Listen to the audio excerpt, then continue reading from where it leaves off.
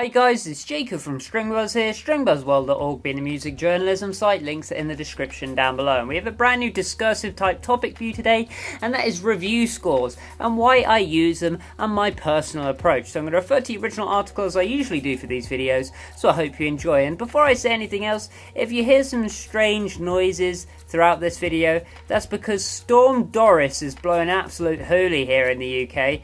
And yeah, I'm sorry that we can't come up with very exciting names for our storms, but Doris will have to do. Now, I've seen many great videos debating the use of review scores from the likes of popular YouTube personalities like Anthony Fantano from The Needle Drop and I Hate Everything. And yes, I do know I'm a bit late to this topic, around a year late to this topic, but I kind of wanted to give my own 2 pence about it. The reasons why review scores might have become, or rather started to become, obsolete in my opinion were down to pay-to-win structures, lack of review vetting, and sites that are afraid of controversy, or at least were afraid of controversy. For example, when it comes to, say, IMDb or even Metacritic, it's common knowledge that reviewers can be bought out and the score can be artificially changed. That's typically what happens when you have an open database which people can contribute to without too much stress or hassle. An average score can be hugely affected by anomalies that are often overlooked. It's basic math, really. When it comes to review vetting,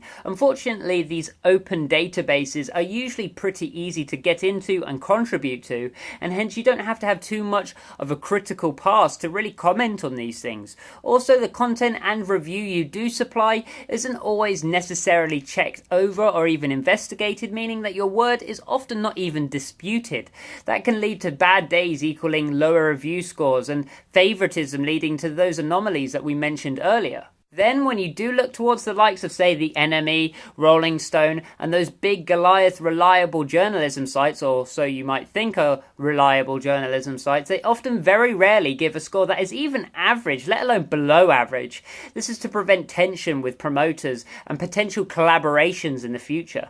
If you want to hear more about what I think of that system in particular, then please check out either the video or the article I made on the matter, titled Why Music Criticism is So Important in 2017, a comment on music journalism. I should annotate it here somewhere. So you might be wondering, well, you use review scores, so what really makes you so different? And well, I guess like many other independent reviewers out there at the moment, regardless of their art form, I intend to use ratings slightly differently. I use ratings as they were originally intended to be used. Unfortunately, in society, we've become needlessly over-positive and complimentary with reviewing, down to those matters I mentioned earlier, and just people not wanting to be controversial full stop. This has meant that average scores are no longer 5 out of 10 or 2.5 out of 5 like mine are, but instead around 6 out of 10 or 3 out of 5. And now that might not make a big difference to some, but for me and obviously many others, this has a big impact on what my audience or even listeners think of my reviews, or even readers for that matter as well. And I think it's not a big difference until you compare 1,000 songs together, and there is a big difference between each one score between those songs. See, the thing is, a lot of people do think I'm needlessly harsh when it comes to my reviews, giving scores that are well below what they think is deserved of the track, whether they like the track or not. But with the exclusion of the odd well-written comment, which there quite often is, I think a lot of people just aren't accustomed to an average score being 5 out of 10 once again.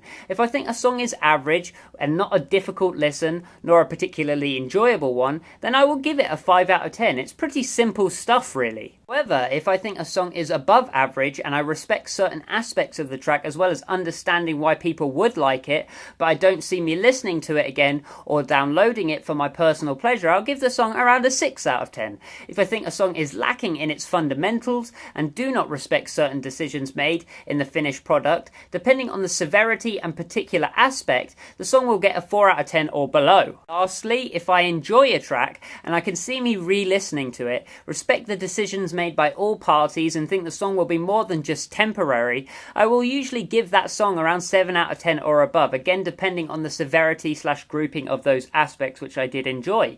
It's all very simple and what you typically expect, but it still is often seen as quite controversial.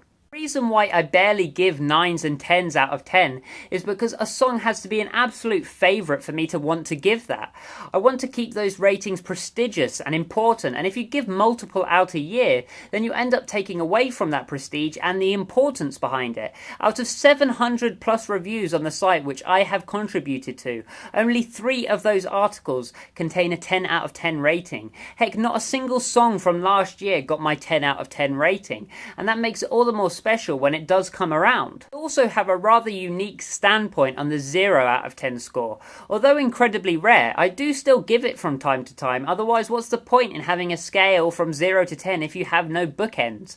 I have given just the one 0 out of 10, and that was to a track I thought was fundamentally broken, basically unlistenable, and actually detracted from the art form. Basically it stirred emotions which made me hate it. Why shouldn't you give the lowest rating to something if it turns you away from something that you do love? The reasoning for its controversy is why I see review scores being so important in the first place. Unfortunately, as human beings, we like to summarize things and push things into categories and into boxes. That doesn't change when it does come to ratings. You either like it, or you're indifferent to it, or you don't like it. Just 3 options, really. It just depends on the severity. Sure, there are complications, hence why I put 0.5s on scores every now and then, but that's based on objectivity and the situation as well. Ratings are a great way to capitalize off of this primal instinct to categorize things. You can tell someone that you hated a track and still give an above average rating, and they will still think you like it, forgetting the points you made against it. That's just the way it is, so it's better to be a bit more critical with your ratings. Fortunately, the review score for many years now has been more important than the actual content, and I don't necessarily cite that as an overall bad thing, because even when I go into reviews, my first thought is usually the score.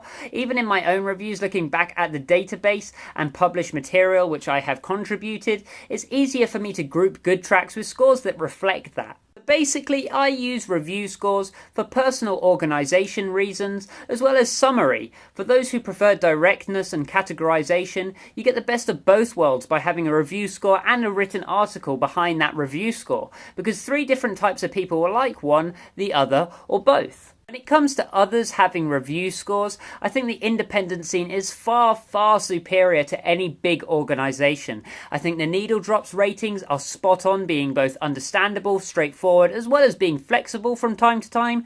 I think the Schmoes Knows ratings are great as well, being very precise now, especially in the 0 out of 100 rating they've got going on. Comparable and direct as well. And I think Ralph the Movie Maker's scores are great too, as they are hard-browed, honest, and actually have an average review score that reflects throughout his reviews. He certainly doesn't cave into softness or influence, which is how it should be, and his average rating is 5 out of 10, which is how it should be. So there you have a little clarification behind why I use review scores, why they are so important, and what makes a good scoring system. So if you like this video, then please leave a like, comment what you think in the comment section down below, subscribe to see more, and I'll see you around next time. Bye bye.